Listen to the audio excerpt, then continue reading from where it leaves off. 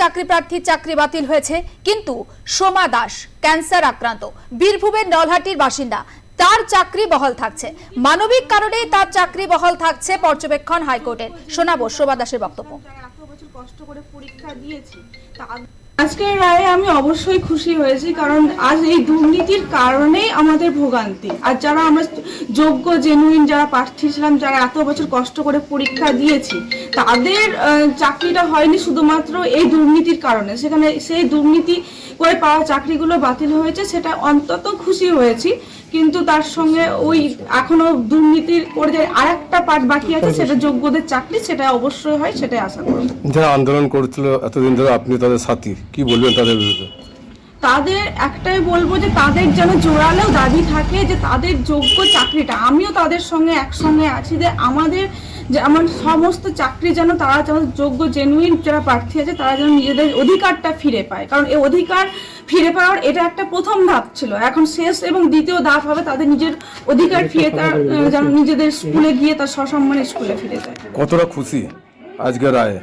আর অনেকটাই খুশি, তবে ওই যে খুশি সম্পূর্ণ হতে পারিনি, কারণ একটাই আমাদের ছিল যে দুর্নীতির কারণে আমরা আমাদের যোগ্য অধিকার ফিরে পাইনি, সেই অধিকার যেন ফিরে পাই, সেই অধিকার ফিরে হলে সম্পূর্ণ খুশি পাবো।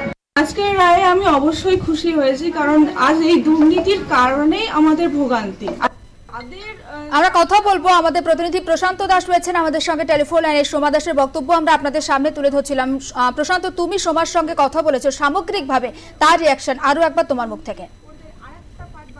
দেখো জুলেখা, যেটা হচ্ছে সামগ্রিকভাবে যেটা সোমা দাস জানিয়েছে সেটা হচ্ছে যে আদালতে যে রায় দিয়েছে সেই রায়ের পক্ষে তিনি খুশি, কিন্তু যারা এই দুর্নীতির পিছনে রয়েছে তাদের বিরুদ্ধে যদি আরো কঠোর ব্যবস্থা নেওয়া হয় তাহলে এই দুর্নীতি আটকাতে সম্ভব হবে, এবং যারা যোগ্য প্রার্থী তারা চাকরি আরো সহজ ভাবে তারা চাকরি পাবে, এই আশা তিনি জানিয়েছেন আদালতের কাছে। কিন্তু দেখো যেটা হচ্ছে যে আদালত যে রায় দিয়েছে 26,000 চাকরি বাতিলে, তার মধ্যে সোমা দাস বীরভূমের নলহাটির বাসিন্দা, তাকে বহাল রেখেছে। তার একটাই কারণ, সেটা হচ্ছে তিনি ক্যান্সার আক্রান্ত রোগী, এবং সেই কারণে মানবিকতার খাতিরে তার চাকরিটা বহাল রেখেছে। এবং 2022 সালে এই সোমা দাস আদালতের নির্দেশেই নলহাটির মথুরাপুর উচ্চ বিদ্যালয়ের চাকরিতে কাজে যোগ দেন, এবং তারপরে তিনি এতদিন ছিলেন। কিন্তু যে এই নিয়োগ নিয়ে এসেছি, নিয়োগ নিয়ে আদালতে মামলা চলছিল, সেই মামলা আজকে রায়দানের পর যখন এই সোমা দাসের